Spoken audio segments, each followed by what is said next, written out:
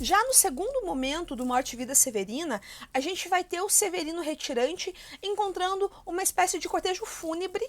São dois homens, né, chamados de Irmãos das Almas, que estão levando um defunto enrolado ali num lençol, pendurado numa rede, né, então levando aqui no lombo, basicamente, um homem para ser enterrado em Campo Santo. Por acaso, na verdade não é por acaso porcaria nenhuma, mas esse homem que está morto, ele também se chama Severino, é o Severino Lavrador.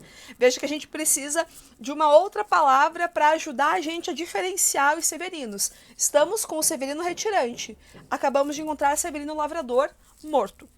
Esses dois homens, que são irmãos das almas, eles estão fazendo basicamente um favor para esse defunto, que é levar ele para Campo Santo para ser enterrado de uma maneira digna, de uma maneira dentro da tradição católica também. Então, eles estão fazendo isso e eles vão berrando, não fui eu que matei não, porque imagine que em uma caminhada longa carregando um defunto é meio esquisito a gente se deparar com isso. Então, eles estão ali na deles, quando o nosso Severino retirante chega e começa a perguntar sobre o que está rolando ali, né? Esse é o nosso segundo canto e a gente já vai ter a altercação de vozes. Tem o Severino retirante e um dos Irmãos das Almas responde a cada pouco. A gente não sabe qual dos dois responde, se os dois respondem, se vai mudando ou o que, não importa. Importa que os dois Irmãos das Almas funcionam como se fosse uma instância só, beleza? Então a gente vai ter aqui, quem que é esse Severino Lavrador? O Severino Lavrador é um cara que morreu por emboscada. A morte por emboscada, ela é um grande...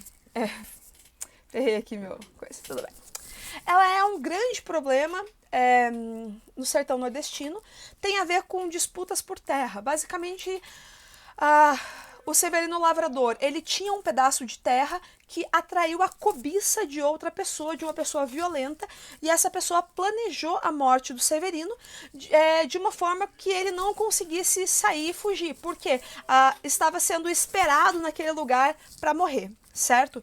E é muito interessante nesse canto, por causa que fica extremamente claro pra gente que a terra que era do Severino Lavrador era uma terra pobre, era uma terra no pé do morro, então era muito pedregosa, quase infértil mesmo. E mesmo assim foi o suficiente para que isso gerasse a cobiça, atraísse essa violência para ele, certo? Então aqui a gente tem um mote muito importante, que é a questão fundiária, que é a disputa por terra e também a naturalização da violência. Por que eu digo isso?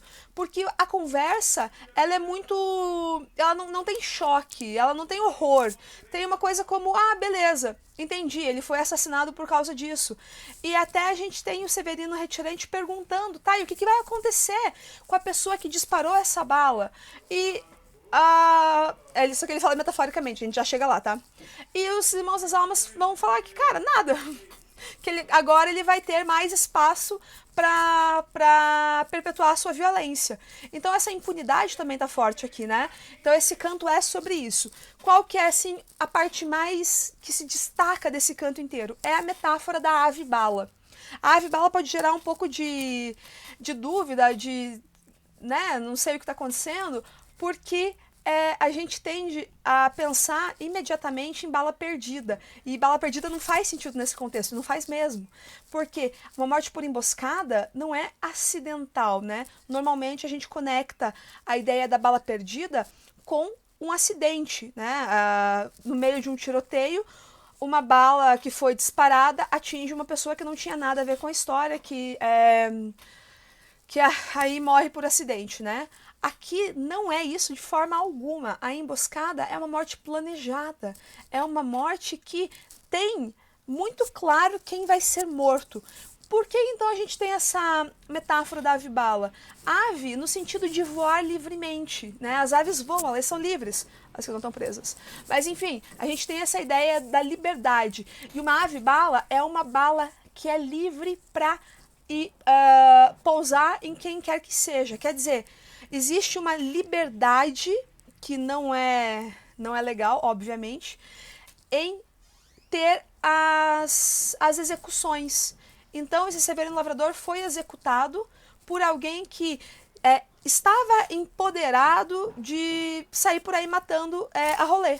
E a ave bala é uma bala completamente livre para matar. Veja que aqui a Avibala, ela também é uma espécie de metonímia para a pessoa que matou e para a pessoa que, né, ou para a pessoa que disparou essa bala. Então a gente tem ali uma linguagem bem complexa já se mostrando pra gente de início. E às vezes isso causa um pouco de dúvida, mas é mais simples do que parece mesmo, né? E como é que a gente termina esse canto? Termina com o Severino retirante se voluntariando para ajudar nesse cortejo. Por quê? Severino retirante está caminhando em direção ao mesmo lugar onde esse homem vai ser enterrado. Então ele se voluntaria para tomar o lugar de um dos irmãos das almas para que esse cara possa voltar para casa antes. Então termina assim esse nosso trecho. Veja aqui, é o nosso segundo canto de morte e vida severina e nós temos a presença da morte onipotente aqui, basicamente, certo? Então, nosso segundo canto é o nosso segundo canto que tematiza muito mais morte do que vida. A gente vai acompanhar isso ao longo do texto ainda mais.